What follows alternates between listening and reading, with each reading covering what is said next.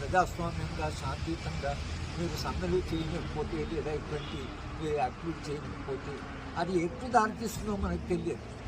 కనుక ఇప్పటికైనా మనం ప్రభుత్వానికి చెప్తున్నది ఏంటంటే, మీరు అభివృద్ధి అని అనుకుంటే ప్రజలతో మాట్లాడండి, లోకల్ ఎమ్మెల్యే గారు ఆ బాధ్యత తీసుకోండి.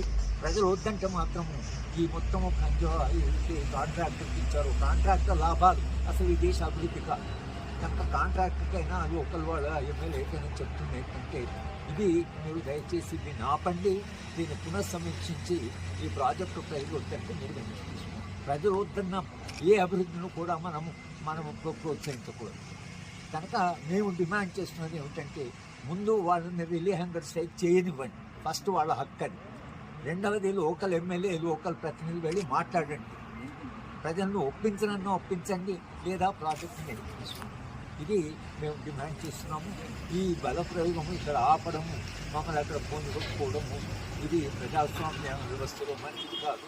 ప్రజాస్వామ్యం మరింత బలహీనపడితే ప్రజలు కూడా రేపు ఏం చేయాలి అని వాళ్ళ నిస్సహాయ స్థితిలోకి ప్రజలు పంపించకూడదు. ప్రజల ఉద్యమాలు అనేవే ప్రజాస్వామ్యం.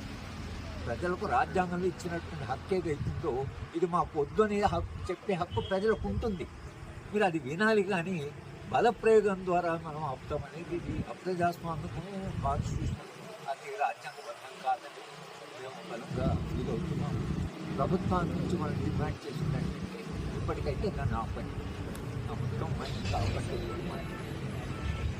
మన దగ్గర ఉండేటువంటి గుట్టలు ఏవైతున్నాయో గుట్టల కింద ఏవో విలువైన ఖనిజాలు ఉన్నాయని కాంట్రాక్టర్ల దృష్టి దాని మీద పడడము, ప్రభుత్వం దానికి అనుమతి ఇవ్వడము, వాళ్ళు అక్కడ గుట్టలు తవ్వడం అనేది ప్రారంభమైనప్పటి నుంచి కూడా ప్రజలు దాన్ని వ్యతిరేకిస్తున్నారు.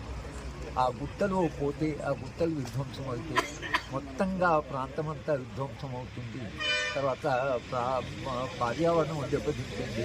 అక్కడ ఉండేటువంటి పశువులు, మేకలు అన్నీ కూడా ఆ గుట్ట మీద ఆధారపడి ఉన్నాయి. కనుక ప్రజలు వద్దనుకున్నటువంటి దాన్ని ప్రభుత్వం వాళ్ళ మీద రుద్దడం అనేది అప్రజాస్వామ్యం. కనుక ఇవాళ ఏదైతే మైదానం గ్రామం దగ్గర ఈ ఖనిజ వనరులు తీస్తున్నారో దాన్ని ముందు ఆపాలి. లోకల్ ప్రజాప్రతినిధులు కూడా బాధ్యత తీసుకోవాలి. ప్రభుత్వం కూడా దీన్ని పునఃసమీక్షించి ప్రజలు ఎందుకు వద్దంటున్నారో ముందు కనుక్కోండి. నిజంగానే దానివల్ల వాళ్ళు విధ్వంసం జరుగుతుందంటే ప్రాజెక్టును ఆపాలి, దాన్ని వెనక్కి తీసుకోవాలి. కేవలం ఖనిజాలతో కొనుక్కడికే మనం ప్రజల యొక్క జీవిత విధ్వంసం చేసేటువంటిది అది ప్రభుత్వం యొక్క విధానం కాదు, అది ప్రజాస్వామ్యబద్ధం కూడా కాదు.